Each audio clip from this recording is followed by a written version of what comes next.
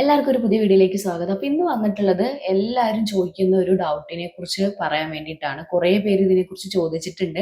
അതുകൊണ്ട് തന്നെ ഞാൻ എന്താ വിചാരിച്ചു എന്ന് വെച്ച് കഴിഞ്ഞാൽ ഇതിനെ കുറിച്ചിട്ടൊന്ന് നിങ്ങൾക്ക് ഡീറ്റെയിൽസ് വൈസ് പറഞ്ഞു തരാമെന്ന്. അതായത് പറഞ്ഞു വന്നത് എന്താണെന്ന് വെച്ച് കഴിഞ്ഞാൽ clinic and medical centre and hospital ഇവ തമ്മിൽ എന്താണ് ഡിഫറൻസ്?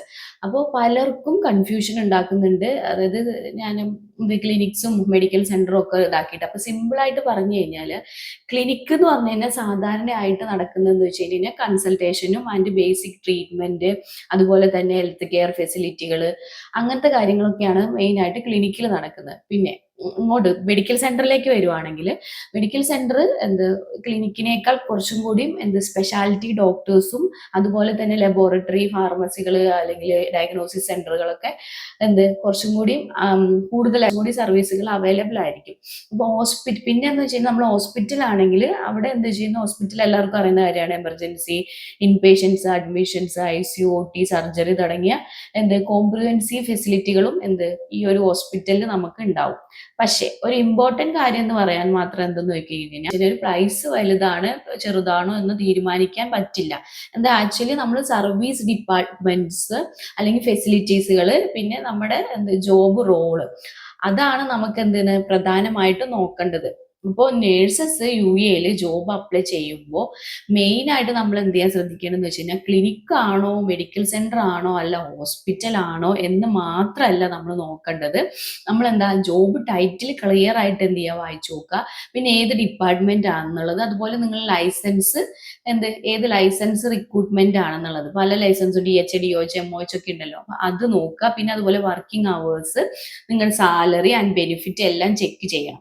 പിന്നെ സാലറിയുടെ ഒരു കാര്യത്തിൽ ക്ലിനിക്കിലാണെങ്കിൽ കുറവായിരിക്കും, ഹോസ്പിറ്റലാണെങ്കിൽ കുറച്ചും കൂടി കമ്പയറിംഗ് ടു ക്ലിനിക്കിൽ നോക്കുകയാണെങ്കിൽ ഹോസ്പിറ്റലിൽ കുറച്ചും കൂടി കൂടുതലും ആയിരിക്കും. പക്ഷെ എല്ലായിടത്തും ഫിക്സഡ് ആയിട്ടുള്ള റൂളോ കാര്യങ്ങളോ ഒന്നും ഇല്ല. പിന്നെ നിങ്ങളുടെ എക്സ്പീരിയൻസ്, നിങ്ങളുടെ ക്വാളിഫിക്കേഷൻ ആൻഡ് നിങ്ങളുടെ ലൈസൻസ് ആൻഡ് ഏത് എമിറേറ്റ്സിലാണ് നിങ്ങൾക്ക് കിട്ടുന്നത് ആൻഡ് ഏത് സ്പെഷ്യാലിറ്റി, പിന്നെ എംപ്ലോയി എന്നിവയൊക്കെ സംബന്ധിച്ചിരിക്കും നമുക്ക് സാലറിയുടെ കാര്യം. അതുപോലെ തന്നെ വേക്കൻസി അപ്ലൈ ചെയ്യുന്നതിന് മുന്നേ നിങ്ങൾ ഡീറ്റെയിൽസ് ആയിട്ട് കെയർഫുൾ ആയിട്ട് നിങ്ങൾ ആ ഒരു ജോബ് വേക്കൻസി കെയർഫുൾ ആയിട്ട് ചെക്ക് ചെയ്യുക. എന്നിട്ട് ചെക്ക് ചെയ്തിട്ട് ഇൻഫർമേഷൻ നിങ്ങൾക്ക് യൂസ്ഫുൾ ആണെങ്കിൽ അല്ലെങ്കിൽ ആ ഒരു ജോബ് നിങ്ങൾക്ക് ആപ്റ്റ് ആണെങ്കിൽ മാത്രം നിങ്ങൾ ആ ജോബിന് അപ്ലൈ ചെയ്യാൻ വേണ്ടിയിട്ട് നോക്കുക.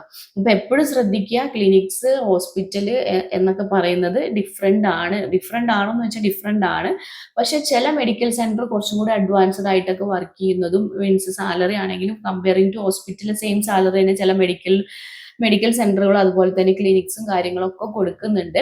അപ്പോൾ അത് നിങ്ങൾ നോക്കുക. അപ്പോൾ എല്ലാം ഒരുപോലെ ആണോ എന്ന് വെച്ച് കഴിഞ്ഞാൽ ഒരുപോലെ അല്ല, എല്ലാം ഡിഫറെന്റ് ആണ്. Especially UAE medical centre, clinics കാര്യങ്ങളെല്ലാം ഡിഫറെന്റ് ആണ്. സാലറി റേഞ്ചും ഞാൻ പറഞ്ഞ പോലെ തന്നെ ഡിപ്പെൻഡ് ഓൺ നിങ്ങളുടെ എക്സ്പീരിയൻസ്, നിങ്ങളുടെ ലൈസൻസ്, വിച്ച് എമിറേറ്റ്സിൽ കിട്ടുന്നത്. ഞാൻ ഓൾറെഡി സാലറിനെ കുറിച്ചിട്ടൊക്കെ ഡീറ്റെയിൽസ് വൈസ് ഇട്ടിട്ടുണ്ട്. എന്താണെന്ന് വെച്ച് കഴിഞ്ഞാൽ ഒരു അബുദാബിയിലെ സാലറി നമ്മൾ കമ്പയറിംഗ് ടു അതർ എമിറേറ്റ്സ് നോക്കുകയാണെങ്കിൽ അബുദാബിയിലാണ് നഴ്സസിന് ലിറ്റിൽ മോർ സാലറി കൂടുതലും, ഫ്രഷേഴ്സ് ആയിട്ട് വന്നവർക്ക് പോലും കുറച്ച് മോർ സാലറി കിട്ടുന്നത് അബുദാബിയിലൊക്കെ ഉള്ള ഹെൽത്ത് കെയർ സെന്ററിലും അതുപോലെ തന്നെ ക്ലിനിക്സിലും ആണെങ്കിലും ഹോസ്പിറ്റലിലും ഒക്കെ ആണെങ്കിലും അബുദാബിയിലാണ് കുറച്ചും കൂടി സാലറി കമ്പയറിംഗ് ടു അതർ എമിറേറ്റ്സിൽ നോക്കുകയാണെങ്കിൽ. അപ്പോൾ നിങ്ങൾ എല്ലാം കൃത്യമായിട്ട് വായിച്ചു നോക്കിയതിന് ശേഷം നിങ്ങൾ ആ ജോബിന് വേണ്ടിയിട്ട് അപ്ലൈ ചെയ്യുക. വൺസ് നിങ്ങൾക്ക് ഓഫർ ലെറ്ററോ കാര്യങ്ങളൊക്കെ കിട്ടിയതിന് ശേഷം നിങ്ങൾ അത് കെയർഫുൾ ആയിട്ട് വായിച്ചു നോക്കിയതിന് ശേഷം മാത്രം സൈൻ ചെയ്തിട്ട് അയക്കുക കേട്ടോ. ആ ജോബിന് വേണ്ടി ജോയിൻ ചെയ്യാൻ നോക്കാം.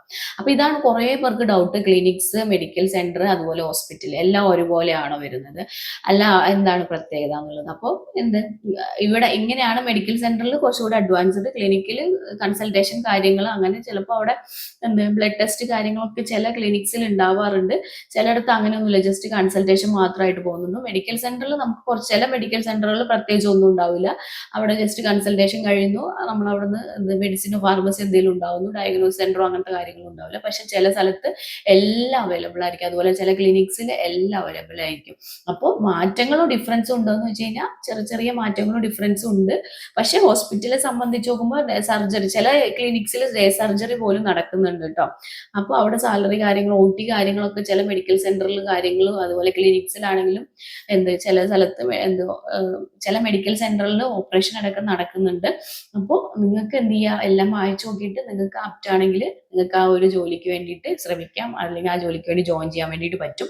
പിന്നെ കുറെ പേരുടെ വീണ്ടും ഒരു ഡൗട്ടാണ്, ക്ലിനിക്സ് അല്ലെങ്കിൽ മെഡിക്കൽ സെന്ററിലൊക്കെ വർക്ക് ചെയ്തതിന് ശേഷം അല്ലെങ്കിൽ ആ ഒരു എക്സ്പീരിയൻസ് വെച്ചിട്ട് നമുക്ക് എന്ത് ചെയ്യാൻ പറ്റുമോ, ഈ ഹോസ്പിറ്റലിൽ ജോലി കിട്ടും എന്നുള്ളത്. ഉറപ്പായിട്ടും കിട്ടും നിങ്ങൾക്ക് ഹോസ്പിറ്റലിൽ ജോലി. അതായത് നിങ്ങൾ ആ ഒരു എക്സ്പീരിയൻസ് വെച്ച് CV പ്രിപ്പയർ ചെയ്യുക, എന്നിട്ട് നിങ്ങൾ അയച്ചു കൊടുക്കുക. അതിൽ നിങ്ങളെ ജോബിന് വിളിച്ചെങ്കിൽ ഉറപ്പായിട്ടും നിങ്ങൾക്ക് ആ ഒരു എക്സ്പീരിയൻസ് കണ്ടിട്ട് തന്നെ അവർ നിങ്ങളെ ജോലിക്ക് വിളിക്കുന്നത്. അപ്പോൾ നിങ്ങൾക്ക് ആ ഒരു എക്സ്പീരിയൻസ് ആഡ് ആക്കാം, എന്നിട്ട് നിങ്ങൾക്ക് എന്ത് ചെയ്യാൻ, ജോയിൻ ചെയ്യാൻ വേണ്ടിയിട്ട് പറ്റും. പിന്നെ എവിടെ പോയാലും നമുക്ക് ആദ്യം ട്രെയിനിങ്, പ്രൊബേഷൻ പീരീഡ് കാര്യങ്ങളാണ്.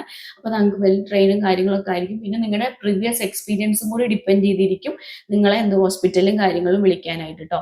അപ്പോൾ ഇത്രേ ഉള്ളൂ ഈ ഒരു വീഡിയോ. മനസ്സിലായി എന്ന് വിചാരിക്കുന്നു. ക്ലിനിക്സ്, ഹോസ്പിറ്റൽ, മെഡിക്കൽ സെന്റർ എന്നതിനെ കുറിച്ച് ഡിഫറൻറ്റ്, അതുപോലെ തന്നെ അതിൽ ജോലി ചെയ്ത് കഴിഞ്ഞാൽ ഹോസ്പിറ്റലിൽ ജോലി കിട്ടുമോ എന്നുള്ള കാര്യത്തിനെ കുറിച്ചും ക്ലിയർ ആയെന്ന് വിചാരിക്കുന്നു. ഇതുപോലത്തെ ഡൗട്ടോ കാര്യങ്ങളോ എന്തെങ്കിലും ഉണ്ടെങ്കിൽ ഉറപ്പായിട്ട് എനിക്ക് കമന്റ് ചെയ്യുക. അടുത്തൊരു വീഡിയോ ആയിട്ട് വരുന്നവരിക്കും. Thank you for watching.